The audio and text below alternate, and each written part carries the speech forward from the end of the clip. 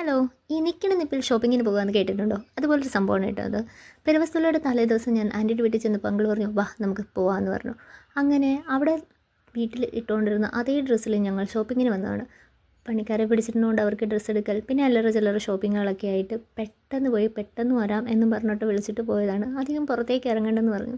ചേർത്തലയിൽ ഇനി ഞാൻ കയറി ഇറങ്ങാത്ത ഒറ്റ കടയില്ല. രാവിലെ പല്ല് തേച്ച് മുഖം കഴുകിയപ്പോൾ വീട്ടിലിടുന്ന ഒരു ഡ്രസ്സ് ഇട്ട് അതേപടി പോയി ഇത്ര വേഗം ഷോപ്പിംഗ് ചെയ്തു വരുന്ന എക്സ്പീരിയൻസ് ഭയങ്കര അടിപൊളിയായിരുന്നു. ആൻഡ് ഫസ്റ്റ് ടൈം ആയിരുന്നു കേട്ടോ.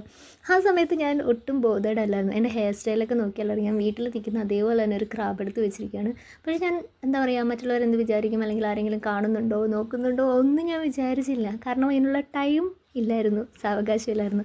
അങ്കിളുടെ കൂടെ ഷോപ്പിങ്ങിന് പോയി കഴിഞ്ഞാൽ പിന്നെ നമുക്കൊട്ടും ടൈം വേസ്റ്റ് ആകത്തില്ല കേട്ടോ. ഡിസിഷൻസ് എല്ലാം ഭയങ്കര ഫാസ്റ്റ് ആൻഡ് ഫ്യൂരിയസ് ആയിരിക്കും.